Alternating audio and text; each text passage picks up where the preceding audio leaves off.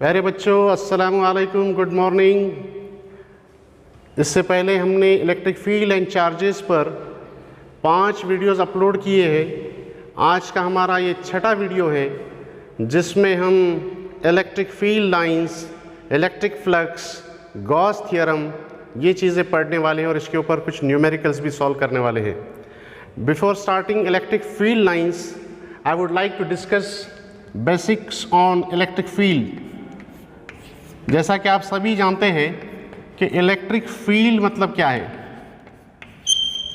Electric field यानी region और space surrounding to any charge where other charge experiences force of attraction or repulsion is known as electric field.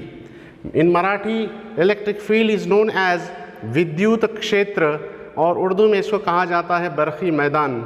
मान लीजिए कि यहाँ पर एक चार्ज है और ये चार्ज के सराउंडिंग में ये जो इमेजिनरी रीजन है, this region is known as electric field. Region और space surrounding to any charge where other charge experiences force of attraction or repulsion is known as electric field. मान लीजिए कि यहाँ पर एक टेस्ट चार्ज रखा हुआ है, तो मेरा आपसे बहुत सिंपल सवाल है कि ये चार्ज वो चार्ज को क्या करेगा। तो बहरहाल इसको वो कुछ भी नहीं करेगा क्योंकि this charge is situated out of the field.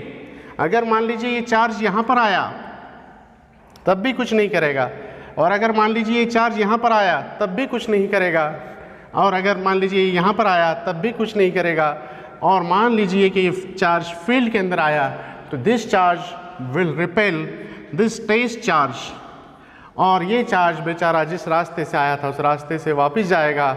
मैं आपसे पूछना चाहता हूँ कि जब ये चार्ज उससे बुलाएगा वापस और कहेगा भाई साहब वापस आइए, तो जाते जाते कहेगा तर्क उल्फत की बस इतनी सी कहानी थी, जो उसने आवाज़ दी मैं दूर जा चुका था।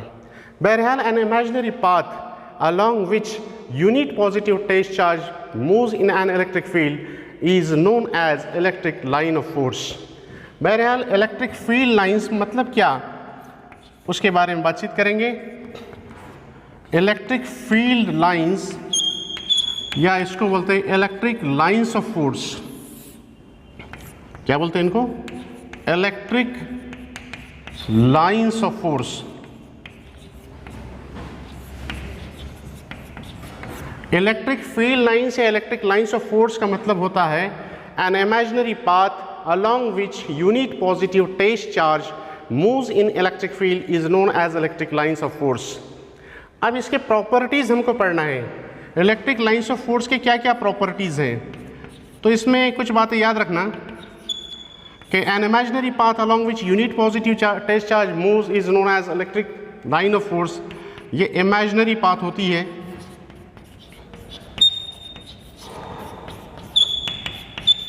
दूसरी चीज़ आप जो जहन में रखेंगे इसके ताल्लुक से ये है कि tangent drawn to electric line of force gives direction of electric field intensity at that point. Tangent drawn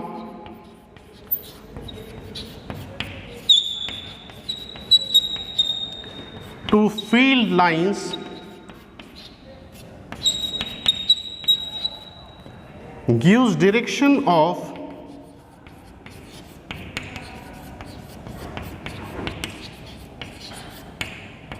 electric field at that point.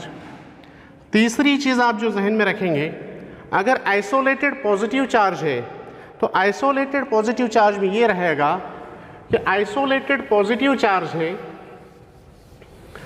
तो आइसोलेटेड पॉजिटिव चार्ज से electric line of force start होंगे end they end on infinity.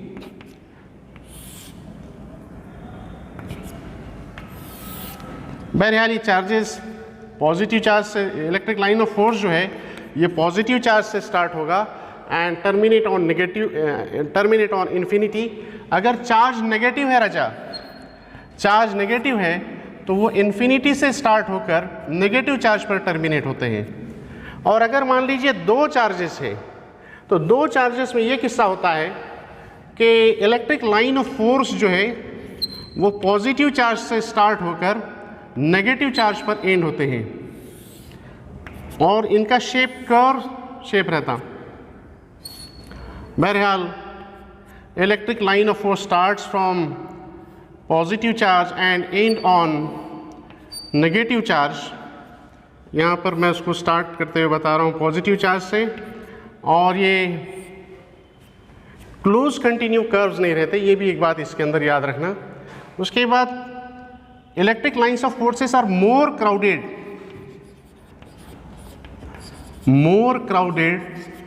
in a region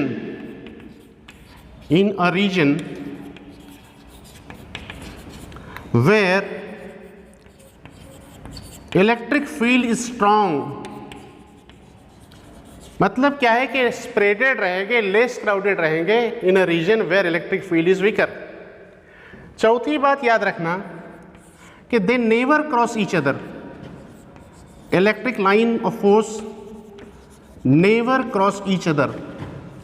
never cross each other का मतलब ये है कि अगर मान लीजिए कि हमने ऐसा ये बताया कि electric lines of forces are crossing each other, तो जब इलेक्ट्रिक लाइन ऑफ फोर्स एक दूसरे से क्रॉस करेंगे तो यहाँ पर जो टेंजेंट हम ड्रॉ करेंगे, मान लीजिए कि ये टेंजेंट है E1 और एक दूसरी टेंजेंट हमने ड्रॉ किया E2, तो एक ही पॉइंट पर एक ही इलेक्ट्रिक फील्ड में दो इलेक्ट्रिक फील्ड के डायरेक्शंस मुश्किल ही नहीं बल्कि नामुमकिन है।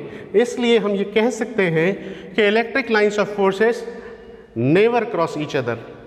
छठी बात आपको ये याद रखना पड़ेगी कि इलेक्ट्रिक लाइंस ऑफ फोर्स जो है they do not enter inside conductor. Conductor के अंदर से वो पास नहीं होते, इसलिए कि कंडक्टर के अंदर जो इन्फ्लुएंस है वो इलेक्ट्रिक फील्ड का ज़ीरो होता है। उसके बाद इलेक्ट्रिक लाइंस ऑफ फोर्सेस जो है perpendicular to the surface of conductor रहते हैं। Electric lines of forces insulator के अंदर से पास होते हैं। ये चीज़ों को आपने याद रखना। बहरहाल this are the properties of electric lines of force. इसके बाद दूसरी चीज़ हम जो पढ़ने जा रहे हैं वो है इलेक्ट्रिक फ्लक्स।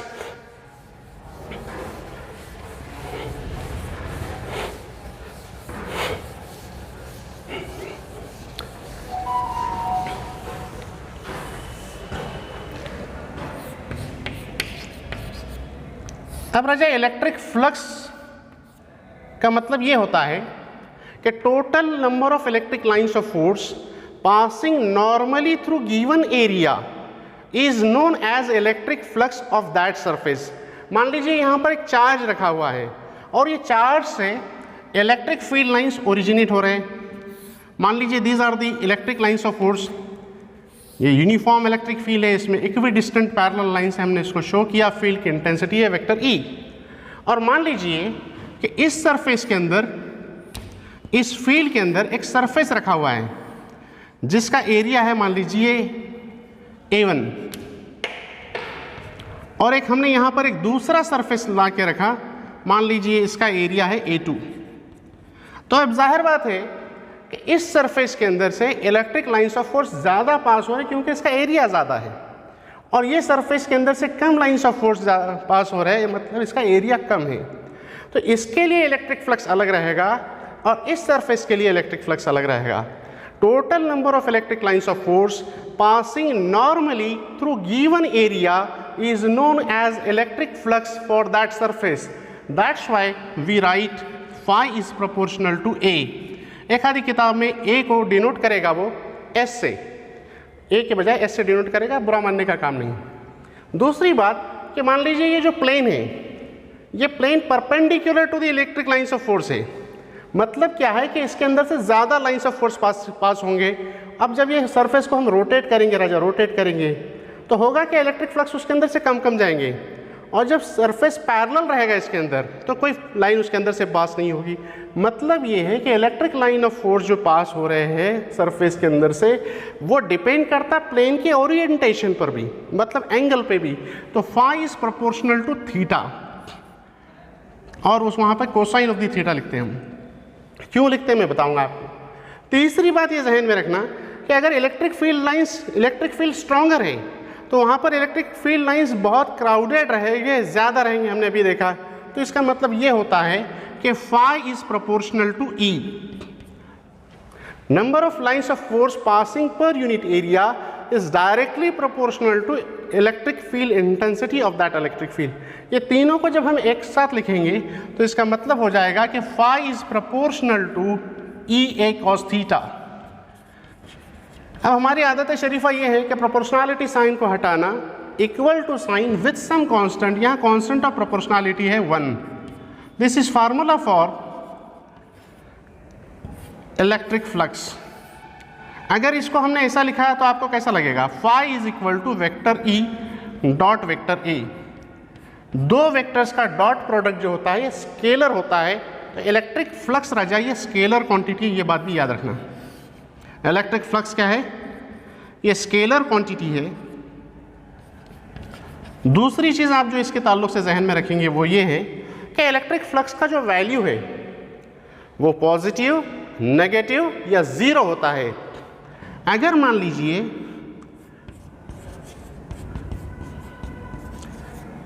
पॉजिटिव, नेगेटिव और ज़ीरो। तीसरी बात ये याद रखना कि एसआई यूनिट जो है इसका इलेक्ट्रिक फ्लक्स का, हम जानते हैं कि इलेक्ट्रिक फील्ड इंटेंसिटी का एसआई यूनिट है न्यूटन पर कूलम और इसका है मीटर स्क्वायर। तो न्यूटन मीटर स्क्वायर पर कूलम, यूनिट क्या रहेगा इसका? न्यूटन मीटर स्क्वायर पर कूलम, या इसका यूनिट रहेगा वोल्ट पर मीटर इंटू मीटर स्क्वायर। तो मीटर मीटर कैंसिल रहेगा, तो यहाँ बचेगा वोल्ट मीटर। ठीक है, ये चीज़ों को क्या करना आपने जहन में रखना। अब दूसरी बात जो आप जहन में रखेंगे वो ये है कि इलेक्ट्रिक फ्लक्स जो है, ये तो प्लेनर सरफेस के लिए हमने यहाँ पर ड्रॉ किया।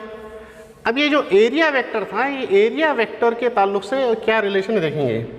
अगर मान लीजिए कि electric lines of force uniform surfaces के अंदर से पास हो रहे तो समझने के लिए कोई मुश्किल नहीं, लेकिन अगर मान लीजिए कि ऐसा इर्रेगुलर शेप की बॉडी है और यहाँ पर एक सरफेस एलिमेंट हमने कंसिडर किया, यहाँ एक पॉइंट P है, इलेक्ट्रिक फील्ड मान लीजिए वेक्टर E है, और इस सरफेस को एक नॉर्मल हमने ड्रॉ किया परपेंडिकुलर, इसको नाम दिया वेक्टर ds। ये ds क्या कर रहा है? इधर एंगल थीटा बना रहा है। इसको दो कंपोनेंट्स में जब रिजॉल्व करेंगे तो अलोंग दिस लाइन कंपोनेंट रहेगा ds cos थीटा। तो यहाँ पर ये छोटे सरफेस के अंदर से जो electric lines of force pass हो रहे, मान लीजिए कि ये पूरी बॉडी है और इसके अंदर से फील्ड लाइंस पास हो रहे, तो ये छोटे सरफेसेस के लिए जो इलेक्ट्रिक फ्लक्स है वो रहेगा D phi equal to E into ds cos theta. अगर ये डी फाई पूरा जमा करेंगे तो पूरे बॉडी के ऊपर के अंदर से जितने लाइंस पास हो रहे हैं तो उसको हमको क्या करना पड़ेगा? इंटीग्रेट करना पड़ेगा। तो phi is equal to integration of E ds cos theta. इसको हम ऐसा भी लिख सकते हैं, phi is equal to integration of vector E dot vector ds। ये फार्मूला क्या करने का? इलेक्ट्रिक फ्लक्स का जहन में रखने का। तो बहरहाल इलेक्ट्रिक फ्लक्स मतलब क्या कि total number of electric lines of force passing normally through given area is known as electric flux for that surface. उस सरफेस के लिए उसका इलेक्ट्रिक फ्लक्स उसको कहा जाता है। ठीक है, it's all about electric flux. अब ये इलेक्ट्रिक फ्लक्स के जानने के बाद जो चीज़ हमको पढ़ना है वो गॉस थ्योरम, या उसको गॉसेस थ्योरम भी लोग कहते हैं। बहरहाल next article is Gauss theorem.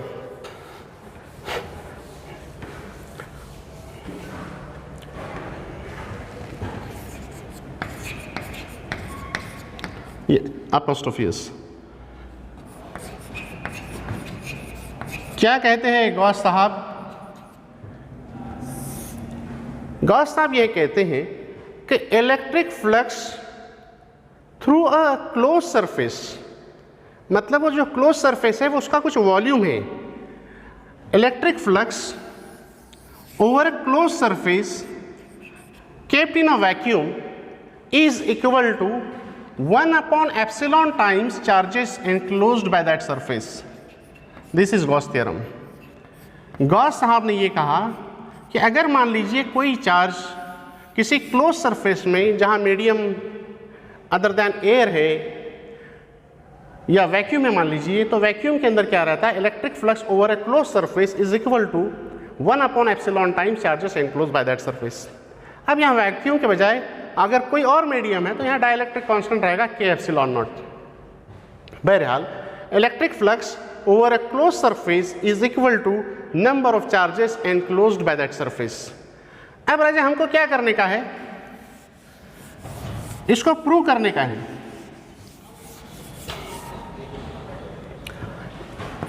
मान लीजिए intensity at all the points is given by 1/4 pi epsilon not into Q by R square, और इलेक्ट्रिक फ्लक्स का जो बेसिक फार्मूला है integration of vector E dot vector D S, मतलब इसका हो जाता है E D S cos theta,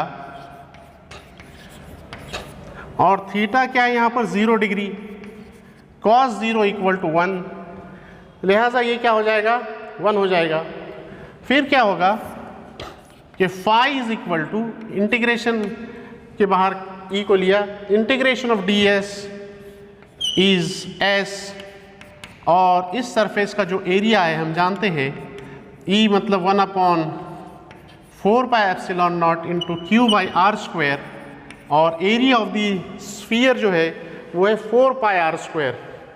तो होगा क्या, यहाँ से this 4 pi R square cancels with this 4 pi R square, and what is remaining is Q upon epsilon naught. This is proof for Gauss theorem. ये चीज़ें याद रखना।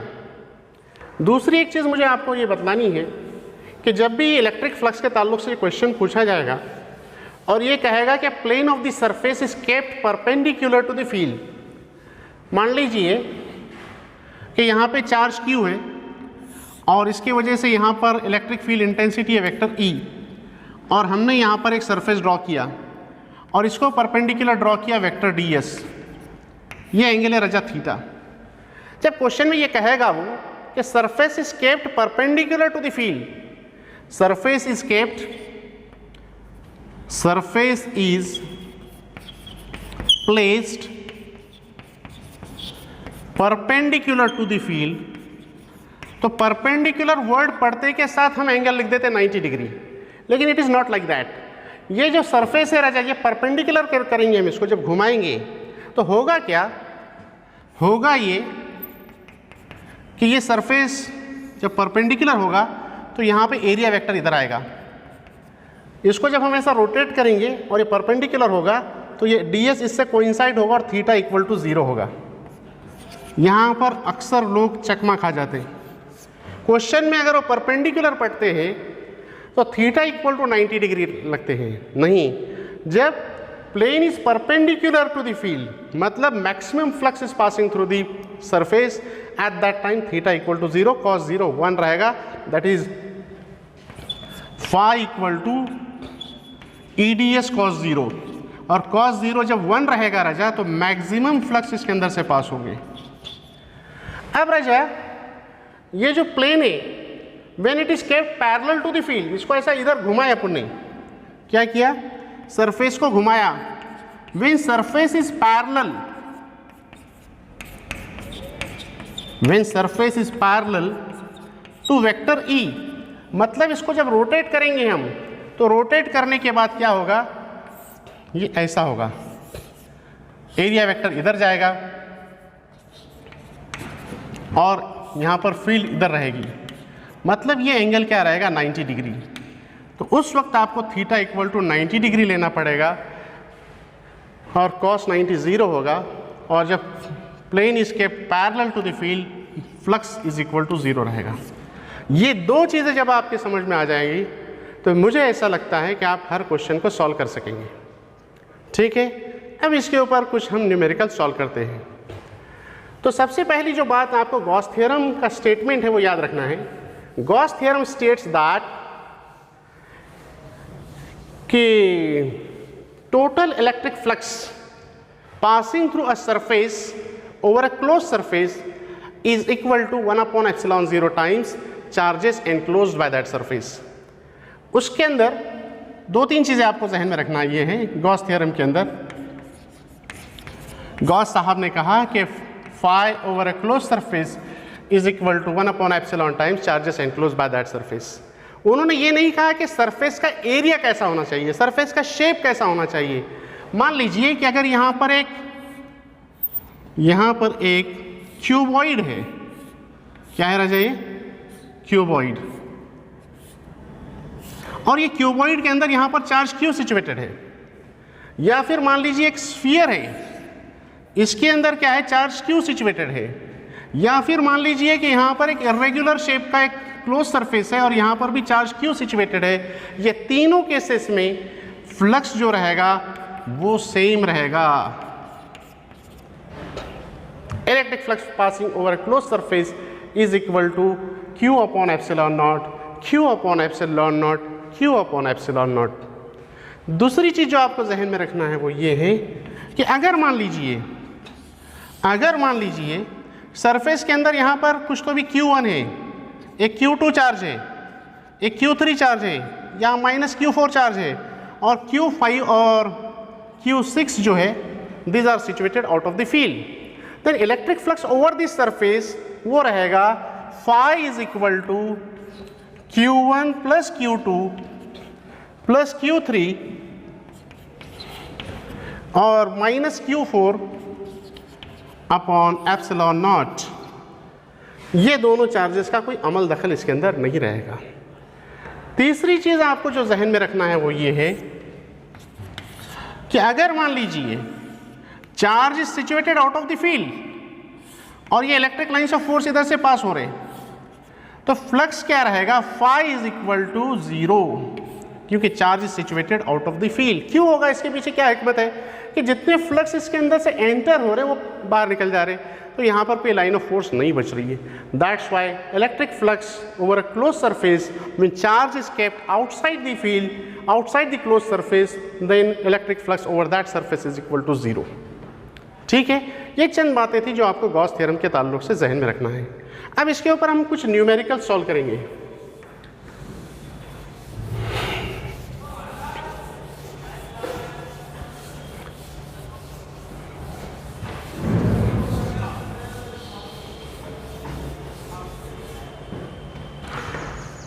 एक न्यूमेरिकल है कि एक क्लोज सिलेंडर है राजा, क्या है, क्लोज्ड सिलेंडर है, क्योंकि गॉस थ्योरम जो है it is valid for close surface, और ये क्लोज सरफेस के अंदर यहां पर एक चार्ज रखा हुआ है मान लीजिए, तो इसके अंदर इसकी लेंथ है मान लीजिए L। तो आपसे ये पूछा गया what are the flux coming out, electric flux coming out from semi cylinder,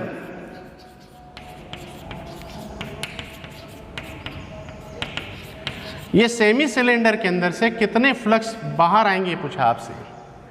तो राजा इसका टोटल लेंथ है L, सेमी सिलेंडर बोले तो यहां तक इसका लेंथ रहेगा L/2, तो इसके अंदर से टोटल फ्लक्स निकलेंगे, इधर फ्लक्स निकल रहे, इधर फ्लक्स निकल रहे।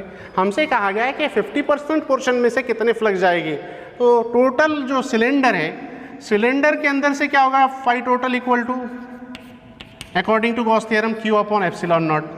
सेमी सिलेंडर के लिए क्या रहेगा, फिर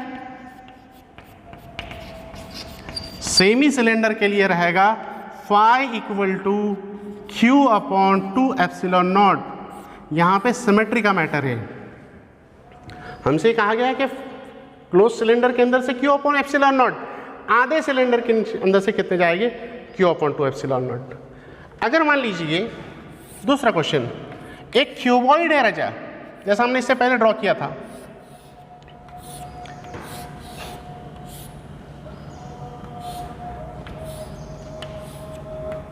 ये क्यूबॉइड के सेंटर पे यहां चार्ज Q है।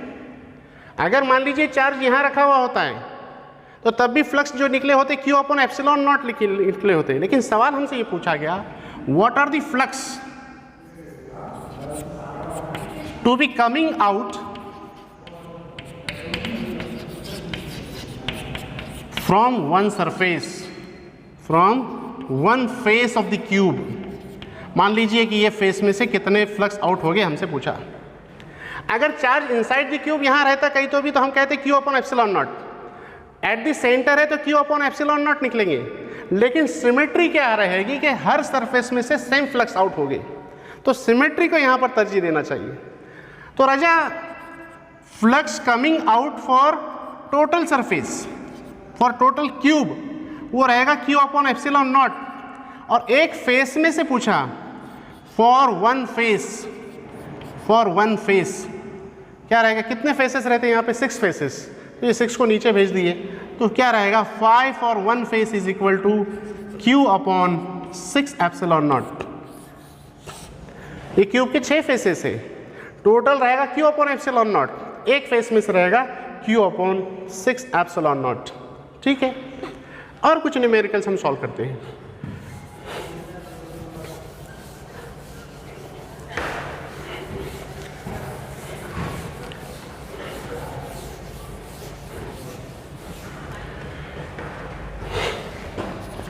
अगर मान लीजिए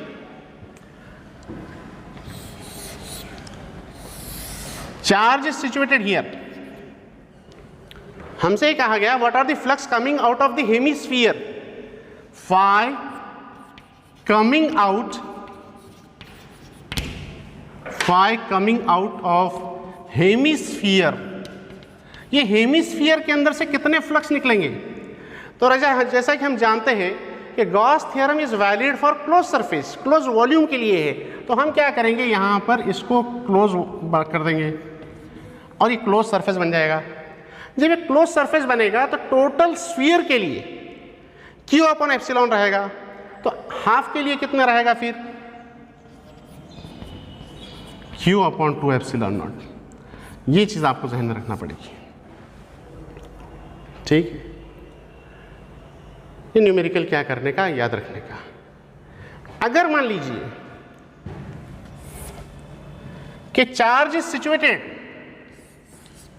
eight the corner of the कोन, ये कॉर्नर पे है, तो मतलब है कि कुछ फ्लक्स अंदर से जाएगी, कुछ नहीं जाएगी। ये मान लीजिए कोन का ये रेडियस है, इधर ये इसकी हाइट है।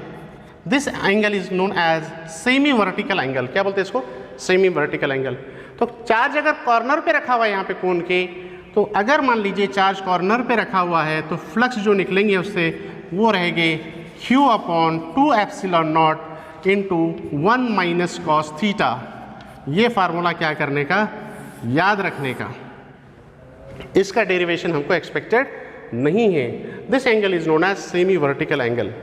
अगर मान लीजिए ये चार्ज जो है इनसाइड द कोन रहता, ये चार्ज कहाँ रहता, इनसाइड द कोन, यहाँ रहता कहीं तो यहाँ से जो फ्लक्स इसके अंदर से आउट होते वो रहता phi equal to Q upon epsilon not. लेकिन this charge not is kept at the corner, that's why flux coming out of that is Q upon 2 epsilon not into 1 minus cos theta. इसके लिए एक बहुत simple numerical आपको मैं कराता हूँ, last question में आपको कराता हूँ कि अगर राजा अगर ये सिलेंडर है, this is close cylinder, this is close cylinder and charge is kept at the centre of the cylinder and you are asked to find out flux coming out of the curved surface। देखो यहाँ पर charge रखा है तो flux इधर से भी निकल रहे, इधर से भी निकल रहे, फ्लक्स इधर से भी निकल रहे, फ्लक्स इधर से भी निकल रहे, फ्लक्स ये कर्व सरफेस में भी निकल रहे।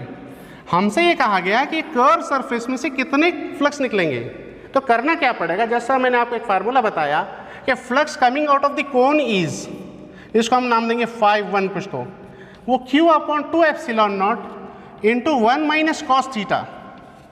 राजा यहाँ पर थीटा है 45 degree, this is known as semi vertical angle, तो दो कोण के लिए कितना रहेगा, फॉर 2 कोन्स, दो कोण के लिए रहेगा flux phi is equal to 2 into Q upon 2 epsilon not into 1 minus cos 45। ये कॉस 45 रहता 1/√2। ये हो गया कोनिकल फेसेस के लिए। हमसे ये कहा गया कि ये कर्व सरफेसेस में कितने फ्लक्स निकलेंगे, तो टोटल इसके लिए क्या था, फाई क्या था total, Q upon epsilon not. तो ये पूरे बॉडी के लिए Q अपॉन एप्सिलॉन नॉट में से इतना सब्ट्रैक्ट करेंगे तो कर्व सरफेस में से कितने फ्लक्स निकल रहे, flux coming out of curve faces या कर्व सरफेस ऑफ सिलेंडर वो हमको मिलेगा phi is equal to Q upon epsilon not minus this much portion, वो रहेगा q upon epsilon not into 1 minus 1 by root 2। राजा q upon epsilon not और ये इससे मल्टीप्लाई करेगा तो q upon epsilon not cancel हो जाएगा और जो चीज़ बाकी रहेगी वो रहेगी q upon epsilon not into root 2। तो इसको हम लिखेंगे रूट 2 एप्सिलॉन नॉट। इतने फ्लक्स रहेंगे सिलेंडर के कर्व फेसेस में से। मुझे लगता है कि इतने न्यूमेरिकल्स हमने जो सॉल्व किए ये गॉस थ्योरम के कंसेप्ट क्लियर करने के लिए काफ़ी है। हम नेक्स्ट आर्टिकल के साथ नेक्स्ट वीडियो में आपकी खिदमत में हाजिर होंगे। तब तक I wish you all the best. Thank you.